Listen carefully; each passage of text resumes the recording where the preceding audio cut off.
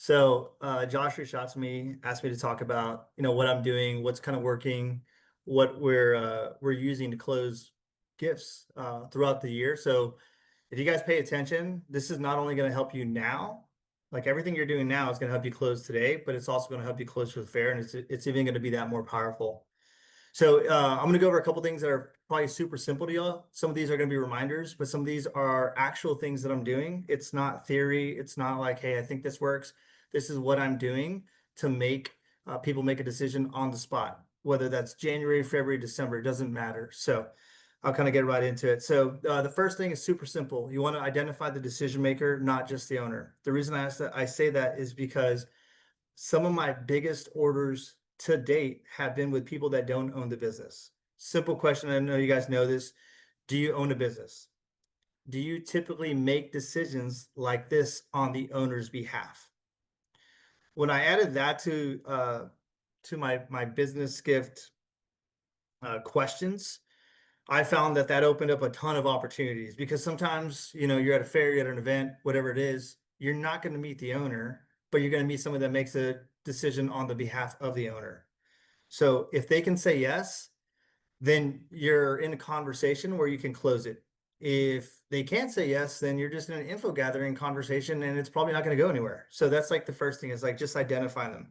Again, one of my biggest orders has been like a 50K order from an assistant. My largest order that I ever had, it was not the owner. I never met the owner.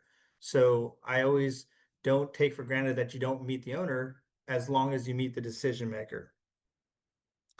Number two is creating urgency without pressure. So this is kind of one of my favorite things because I don't find myself like I'm high pressure when I'm working with people, but I say things in order for them to take action.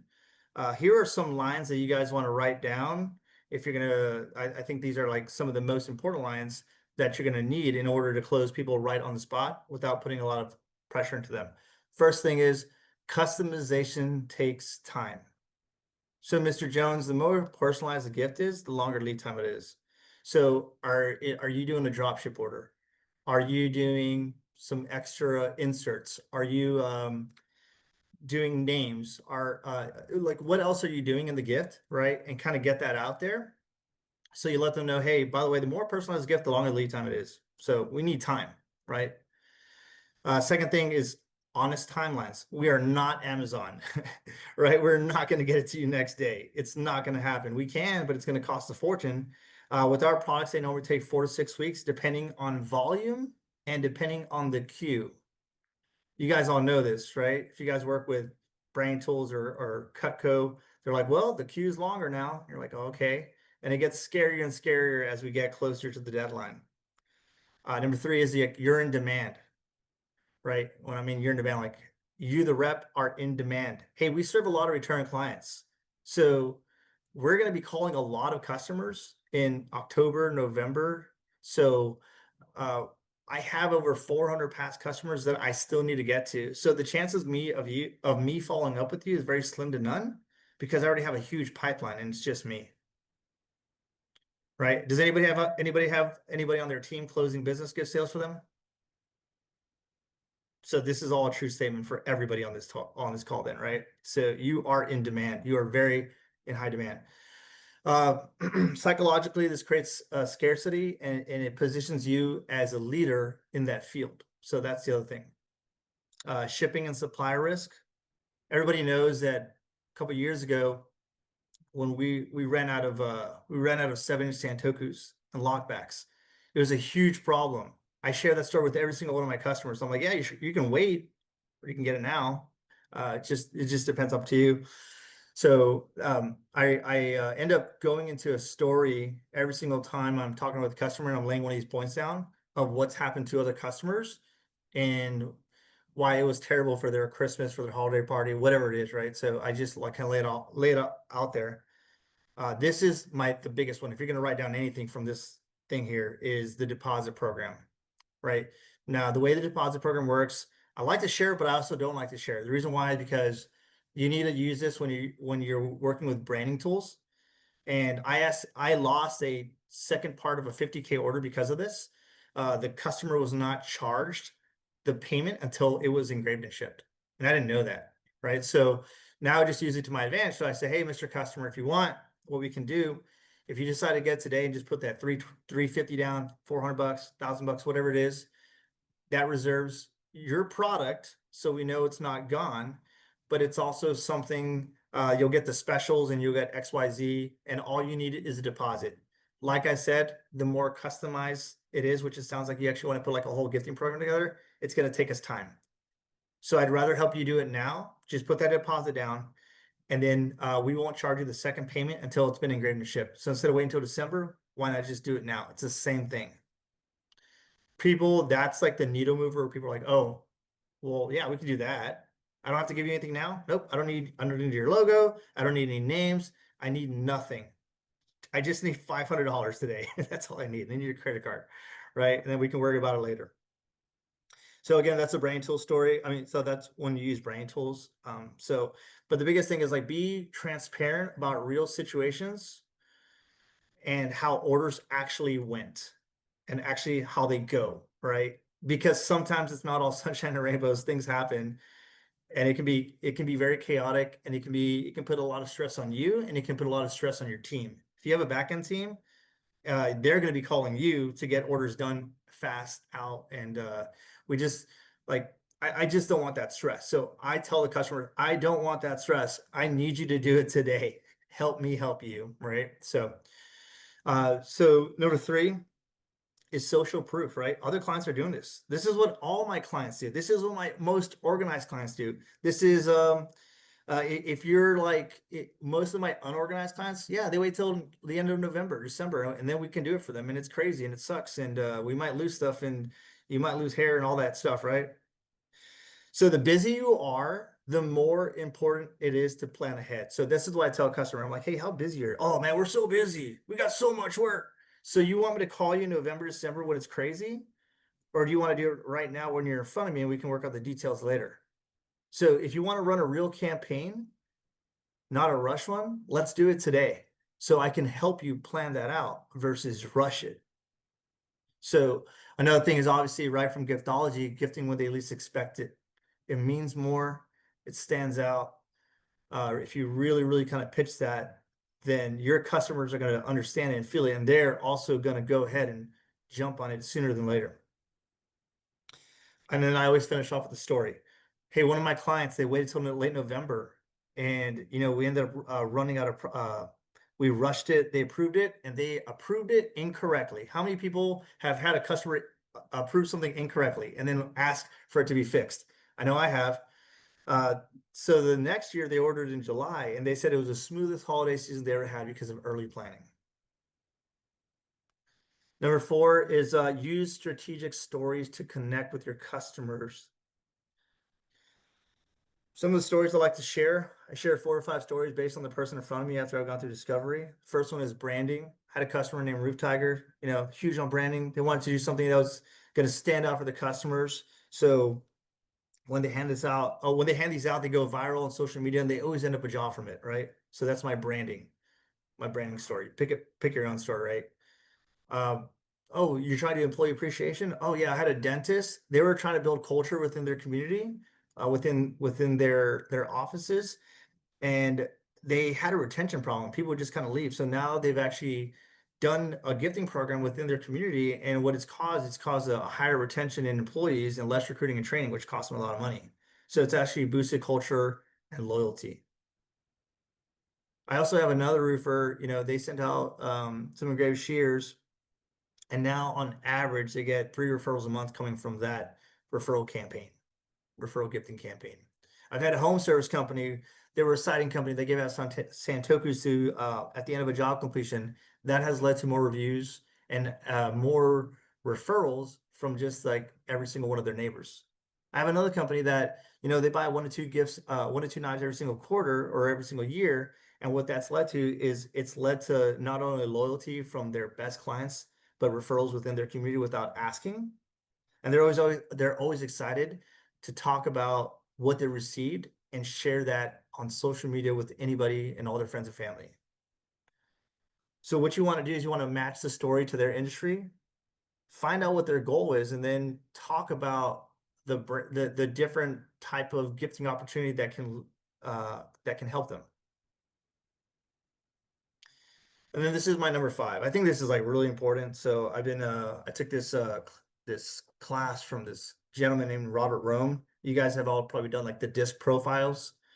This is his kind of disc profile, so I'm gonna kind of go over it. But I use these to close customers based on the type of person that's in front of me. So the first one is a D. They're dominant. They're results driven, fast paced, decisive. Hey, I want that ultimate. How much is it? 4,600. Boom. Let me take it. Right. You're like, okay, this guy's a D. Right. They want efficiency. They're fast. The way I like to close them is I say, let's just knock this out. Let's get it done. Most of my top clients have already started doing this. Next one is I. That's influencer. This is someone that's inspiring. Their traits are fun, social, enthusiastic. They want recognition. They're high energy, a lot of excitement. To them, I say, you'll look like a rock star given this. Imagine their face when they open it, right? So I'm using these to connect with people, to set off certain triggers. There's S, stable, supporter. Their traits are loyal, careful, thoughtful. They want security, harmony, and I usually tell them, let's make this easy so you don't have to worry later. I'll handle the details, no stress on your part. And then C, you got somebody that's cautious. I'm sure this is typically the hardest person to close, right? They're analytical, they're organized, they're reserved. They want accuracy and logic. I'll send you a detailed breakdown with mock-ups and engraving samples. We'll triple check everything before production. We'll get it all for you and make sure it's all good, right? Does anybody in this group identify with one of those? Right, if you're D and I and S and C. So I'm looking for body language. I'm looking for tone. I'm looking if they're fast paced. I'm looking if they're slower, more thoughtful. I'm using all these things to identify what type of person they are so I can go harder into what type of person they are so I can close faster. Now, this is kind of, if you're going to take anything from this talk, this is probably the best part. So if you're looking for a line that kind of covers everything, I use something along the lines of this. If you'd like, we can take care of everything right here. I'll send you a clear breakdown of exactly what you're getting along with the proof so we can triple check everything together. This way, there's no last minute stress on your end. Trust me, you'll stand out from the crowd, especially compared to the usual hats, koozies, wine, all the stuff that's just noise, and you'll look like a rock star. Some of my most organized companies have already wrapped up their gifting campaigns with me, and yours can be next. And what I did is I took something from every single emotional cue for every type of personality, and I put it there so I know I hit everything. So if I don't know the type of person that's in front of me, I'm going to try hit them all. Bonus line that I like to ask is like, how do you handle the gifts? How do you handle the client gifts? How do you handle the employee gifts? That's going to give you that's going to reveal their disc type, their budget, and kind of their gifting rhythm, right? So you know kind of what to expect and how to handle those. So really simple, close with confidence, close with clarity, ask good questions, figure out who they are, right? To recap my talk again, identify if they're a decision maker. Number two, create urgency without pressure. Number three, social proof on why clients order early. Number four, use strategic stories to connect. And number five, deepen urgency using the DISC model. Oh my God. And guys, he took 25% less than the time that we actually allotted for this man. Joseph, would you be willing to send me any of that, like that verbiage, particularly that sort of paragraph that you shared there, so that when we have the video, I can have some of that on screen as well? Sure. If you can send me some of your notes there, that was incredible. Guys, let's hear it in the chat. Blow this shit up. What did y'all think of that? That was incredible. Yeah, that was face meltingly good. Joseph, just since we got done here just a little early, and thank you for that, by the way. I appreciate that. I wonder, are there any kind of common objections that you hear? Because I think sometimes I was having this conversation with someone on the team recently. They had the right decision maker. The customer seemed comfortable with the price. It was just more the general uncertainty of, I wasn't really thinking about this at this random home and garden show or the state fair. Now, obviously, sometimes it just needs to come through follow up. But that person that they want to buy 10K bars. They're pretty close. So they just, they need that extra little push. Is there any thoughts that you have just as we're kind of wrapping things up here at the end on just handling objections or helping people feel comfortable pulling the trigger on the spot beyond all the great stuff you already shared there?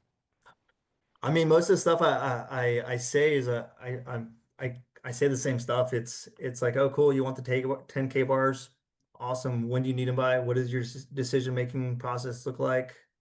Um, sometimes I ask straight up, like, is there a reason that you want to do it later versus now? And I kind of make them feel a little strange for waiting later versus now, just by kind of like slowing down that question. Like, hey, so Brian, I'm just curious, like, is there like a big reason you want to wait later till now? Mm, Because it sounds like you know what you want. Is that something that you want to do? And then of course, like, I taught this the same talk on Monday. The biggest thing that I tell people is if you space yourself with all these different objections, by the time you get to the money objection, you can still drop down and you've already handled like 5 to 8 different ways that you handle the objection. So you can keep the price high and then drop down with actual things. Because there's nothing I talked about today about urgency with pricing, right?